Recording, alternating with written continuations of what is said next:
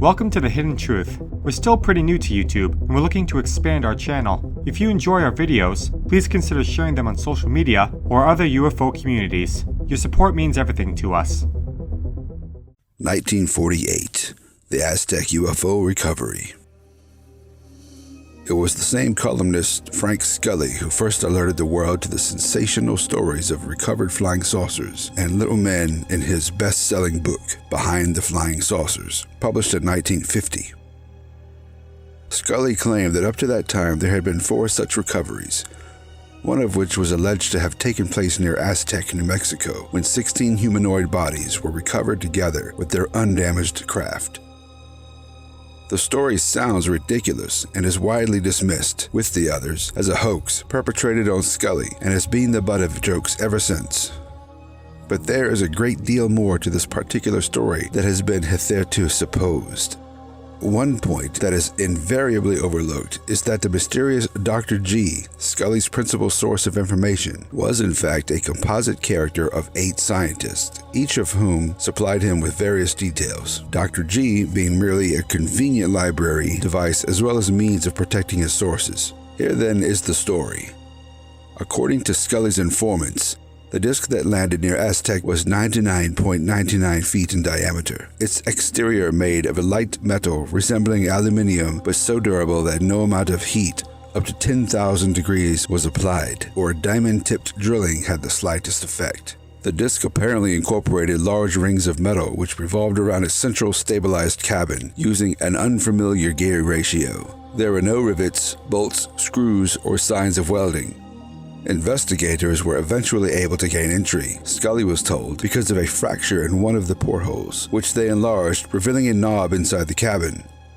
They were able to insert a pole into the opening and reach the knob. When successfully engaged, cause a hidden door to open. 16 small humanoids, ranging in height of 36 to 42 inches, were supposedly found dead inside the cabin, their bodies charred to a dark brown color. Scully was told that the craft was undamaged, having landed under its own guidance. The craft was eventually dismantled, the investigators having discovered that it was manufactured in segments which fitted in grooves and were pinned together around the base. The complete cabin section, measuring 18 feet in diameter, was lifted out of the base of the saucer, around which was a gear that fitted a gear on the cabin. These segments, together with the bodies, were then transported to Wright Field, now known as Wright-Patterson Air Force Base. Some of the bodies were later dissected and examined by the Air Force, and were found to be similar in all respects to human beings, with the exception of their teeth, which were allegedly perfect. Scully actually examined some of the objects recovered from the disc, including a tubeless radio and some gears and other items, and said that even after more than 150 tests, the metal of the gears could not be identified. This then is one of the incredible stories of recovered discs related to Scully, who stood by its authenticity for the rest of his life and never revealed the names of its sources, despite large cash inducements. But is there any truth to it? New supported evidence? According to the important information published by William Steinman of 1987, there is a large grain of truth in the Aztec story, and he has managed to acquire some quite astonishing supportive evidence. Like Scully, however, he is unwilling to divulge his sources, which inevitably lays him open to charges of fabrication. Steinman has discovered that the Aztec disk came to Earth on 25 March 1948, having been detected by 3 separate radar units in the southwest, one of which is said to have disrupted the craft's control mechanism.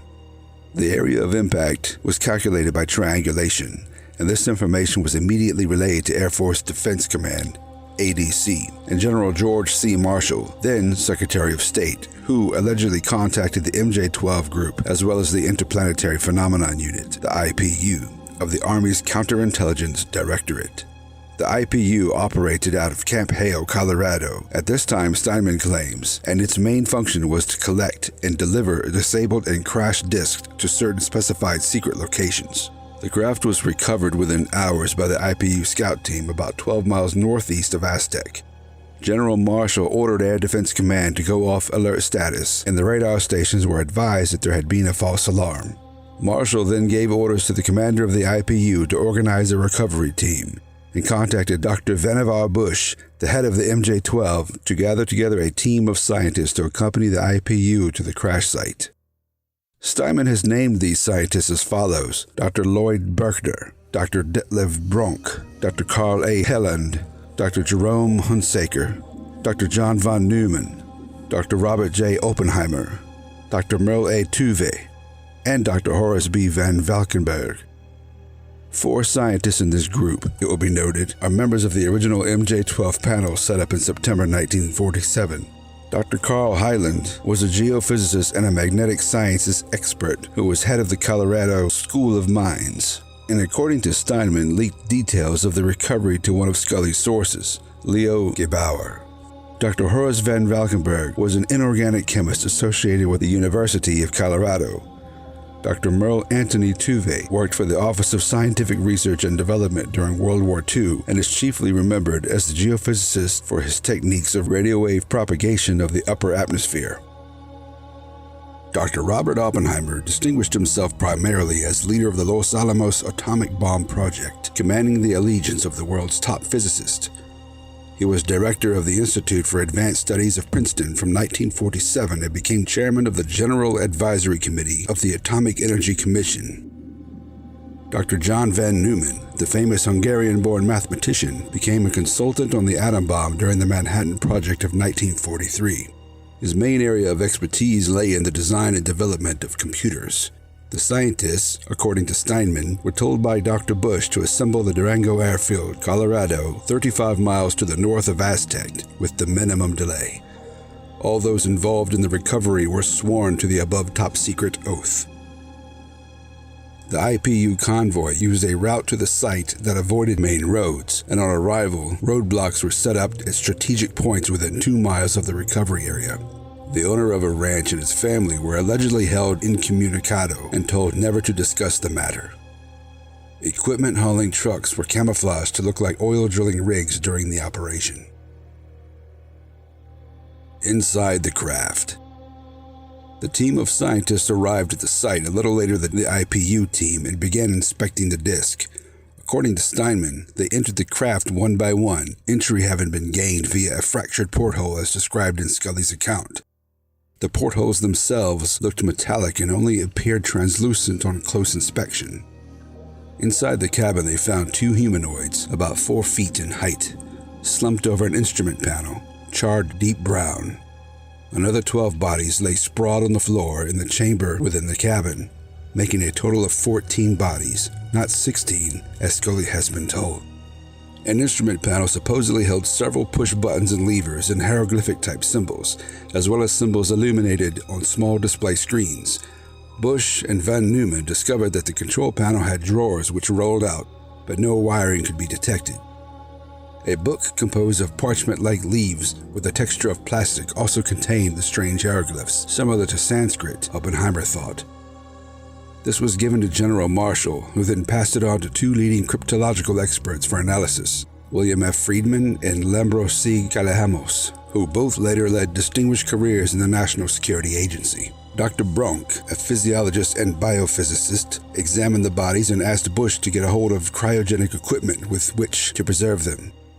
Cryogenic specialist Dr. Paul A. Scherer, a colleague of Bush's, was contacted and advised Bush to obtain some dry ice. Meanwhile, another small group of scientists and military personnel examined the craft and were eventually able to dismantle it when several interlocking key devices were found which opened up seams at separate points. 3 days later, the segments were loaded onto 3 trucks together with the bodies and were covered with a tarpaulin-marked explosives. The convoy headed at night by the least conspicuous and often most laborious route to the restricted Navy Auxiliary Airfield complex at Los Alamos, arriving 1 week later. Here they remained for over a year, Steinman claims, before being transported to another base. The bodies. Dr. Paul Scherer eventually obtained special preservation containers for the least damaged bodies, Steinman relates. One of the companies that supplied equipment was the Air Research Corporation, of which Scherer was Director of Research and Development. It supplied the liquid nitrogen pump, circulation system, and refrigeration units. Other specimens were given a complete autopsy by a team headed by Dr. Bronk, of biophysicists, histochemists, and pathologists. The results were put in a report, part of which Steinman claims appeared in the Air Force Project Sign Report Number 13, which has never been released. According to the report, the bodies were described on average 42 inches in length. The facial features strongly resembled, and please excuse me as this is a direct quote, Mongoloid Orientals in appearance, end quote, with disproportionately large heads, large slant eyes, small noses and mouth. The average weight was around 40 pounds. Their torsos were very small and thin, with very thin necks. The arms were long and slender, reaching the knees, with hands containing long and slender fingers with webbing between them. There was no digestive system or gastrointestinal tract, no alimentary or intestinal canal, and no rectal point. No reproductive organs were apparent. Instead of blood, there was a colorless liquid with no red cells, which smelled similar to ozone. This description is at variance with that provided by Scully's informants, who stated that the humanoids were similar in all respects to human beings except in size. This discrepancy could be explained by the fact that Scully or his informants confused the case with one of his others. Of course, both stories could be a complete fabrication from beginning to end. William Moore is certain that the Aztec story, as related to Scully, is a hoax. He was unable, for example, to find any local residents to back it up. George Brower, owner of a local Aztec newspaper, spoke to over 100 cowboys, natives, ranchers, and lawmen about the story and never found a single person who could recall either the saucer recovery or subsequent military movements. Moore states furthermore that Steinman has, on several occasions, made serious misrepresentations on the case to other researchers. Timothy Good advised, quote, "While I have a great deal of respect for Bill Moore as a researcher, I am not persuaded by the counter-evidence in this instance, at least, not for the time being." Close quote. Further evidence. Veteran researcher Leonard Stringfield, a former Air Force intelligence officer who is the world's leading specialist on what he calls retrievals of the third kind, shares my misgivings about some of the material in Steinman's book, but we are both impressed with his extensive research into the Aztec case. Stringfield has uncovered further evidence himself. Captain V.A. Postlethwaite, who was on detached service with the Army G2 intelligence in 1948, told Stringfield that he was cleared to see a top-secret cable describing the crash of a saucer-shaped craft 100 feet in diameter and 30 feet high, with one porthole broken, causing suffocation to the 5 occupants, who had turned blue as a result. Postlethwaite further recollected the bodies were about 4 feet tall with relatively large heads. The metallic skin of the saucer was too tough to penetrate, although as thin as newspaper. The incident was said to have occurred near White Sands, New Mexico. Aside from the few discrepancies, there are some significant parallels with the Aztec case. Postlethwaite revealed to Stringfield, for example, that private property was purchased to facilitate transporting the craft. Leonard Stringfield has also spoken with Dr. Robert Spencer Carr, a retired University of South Florida professor who claims to have testimonial evidence from 5 sources, including a nurse and a high-ranking Air Force officer who participated in the recovery of a crashed UFO and occupants in 1948, presumed to be the one at Aztec. Although there was other alleged recovery that year just across the Mexican border near Laredo, Texas. In 1982, Stringfield asked Carr to disclose the name of his principal source, quote, on the premise that our ages give us little time tolerance in our search for the truth, unquote. When Professor Carr named his source, says Stringfield, I sat back dumbfounded. I knew his name well in research and recalled some of his comments on UFOs while he served as an Air Force officer. Please, Len, pleaded Carr, keep the name to yourself. Please spare me any trouble as long as I live. My key witness participated in the 1948 retrieval and saw alien bodies on location. According to Bill Steinman, 2 of Carr's sources were aeronautical engineers who provided important information regarding the saucer's construction and propulsion. A source now named as Arthur Bray, not to be confused with the Canadian researcher, a security guard involved with the recovery project. Carr also interviewed a woman whose father was present during the recovery. Information pertaining to the flying saucers must be suppressed, he told his daughter. If news of this vehicle's water-driven engine got out to the whole scientific community, that would be the end of the oil industry. The comment is, of course, pure hearsay, but if there is any truth in it, a further possible reason for the cover-up is brought to light. At the still fenced-off crash site on a plateau 12 miles northeast of Aztec, Bill Steinman has uncovered charred and scraped-off rocks of various sizes as well as some metal bracing struts that might possibly have been used for supporting the craft. On one of his visits to the area, he was shadowed by 2 unmarked helicopters. As for George Bauer's claim that no one in the Aztec could recall the incident, Steinman has traced at least 4 people who knew where the crash site was located.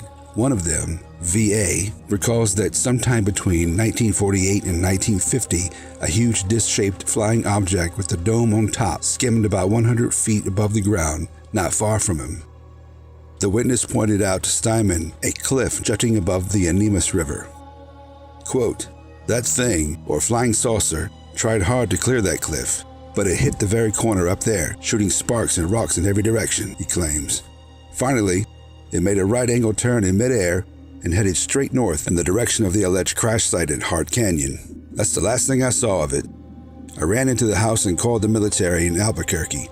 I never heard from them about it." End quote.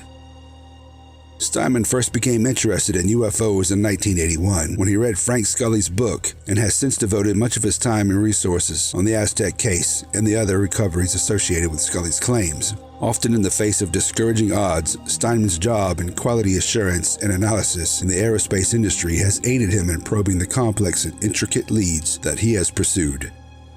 Writing in the foreword to Steinman's book, UFO Crash at Aztec, Leonard Stringfield explains how, like many others, he was led to believe the Scully story was a hoax, his disbelief long being conditioned by a succession of ufologists who for years claimed that Scully was duped by a scheming Silas Newton and his cohort, Leo Gebauer. But now, thanks to Bill Steinman's painstaking research, as well as some of his own leads, he has been obliged to reevaluate the evidence. Resources: above top secret. Timothy Good, 1988. My take. At this time, the gentlemen at The Hidden Truth have invited me to express my own, so I will attempt to make it worth everyone's while. After some apparent jealousy on the part of Silas Newton against Frank Scully, the Aztec crash was quickly dismissed as a hoax, and for decades, even ignored and shunned by some of the best ufologists. Happening a mere 8 months after the Roswell and Corona crashes, the military was much quicker and more adept at covering these matters up when they emerged. However, too many civilians were already on scene by the time they had gotten there, and with the fantastic and persistent work of brave researchers, brilliant investigators, and resilient witnesses, the truth doesn't stay buried indefinitely. Researchers like Robert Carr amassing and uncovering enough evidence to change even the mind of legendary UFO crash investigator Leonard Stringfield, who had previously been staunchly skeptical of this particular case. Carr gained the testimonies of witnesses like Officer Manuel Sandoval, who followed the craft in his patrol car as it fluttered like a leaf until it was just out of sight, entering into the view of rancher Valentine Archuleta, who watched it come down, striking a cliffside before coming to rest atop a mesa. The mass testimonies of the whole crew of the oil workers, who were first on the scene to offer help. The other ranchers, a sheriff, a county commissioner, eventually and allegedly a congressman. Even the description of the briefly visiting helicopter by the site witnesses, which caused almost the same wonder as the craft, as it was still new technology at the time. Testimonies of the on-site witnesses like Doug Nolan, who was told, "You have no idea how important this is to national security. You will say nothing." And Ken Farley, who was headstrong, young, and resistant, and therefore didn't feel military rules and regulations applied to him as a U.S. civilian, until his life was threatened right there. Reports from those that entered the craft describing what looked like today's flat-screen TVs and compact discs, confirmation of Baptist Reverend Solon Brown, who said prayers over the bodies and later confessed the whole life-changing experience to his parishioners. Not only is there the 1955 deathbed confession of one Mrs. G about her experiences cataloging and documenting over 1,000 pieces of UFO crash materials in the Foreign Materials Department at Wright Field, but there are official physical documentation that correlate the event, such as the many government documents obtained through the contacts of accomplished UFO researcher Linda Moulton Howe, and the fact that researcher Bob Coford also discovered that the CIA and the Army CID sent out wires of the effective immediately privacy policy changes that were made that evening on the day of the crash. The phenomenal research and literal boots-on-the-ground investigations by Scott and Suzanne Ramsey, along with Frank Thayer, who spent 27 years of vetting the Aztec witnesses and discovering evidence, the depth and meticulous manner of which even impressing the great Stanton T. Friedman enough to inspire him to write the preface for their book. The cleanup crew, testimony of Fred Reed, who had previously worked for the OSS, and the descriptions of his orders to bury any signs of human visitation no less than 18 inches in the ground, pieces of which were later found by metal detectors, such as foil tobacco pouches and a nail sack, which may have been used for the custom cribbing. The discovery of the 39-square-inch concrete footer on the ground containing 2 sizes of rebar and pencil rod, ideal for an outrigger support as the saucer segments were loaded. The eroded roads and cul-de-sac created for those military retrieval vehicles, along with all of the witnesses that saw the M25 tank movers whose payloads were covered with tarps and marked explosives. The vegetation that can be seen from above that reveal obvious signs of human influence or cover-up with trees planted in patterns opposed to the surrounding mesas. The mere fact that this incident involved a suspicious amount of attention from J. Edgar Hoover, among many issues, wanted to know who Frank Scully's sources were. In other words, who was leaking top-secret information. This watchdogging continued to 8 March 1958, when the urgent teletype from the FBI about Silas Newton's upcoming UFO crash lecture and its following interrogations and confiscation of the recordings. If it was merely a hoax, the FBI would not have given a damn about the silly story of a crashed flying saucer, but they did, and we have it in writing.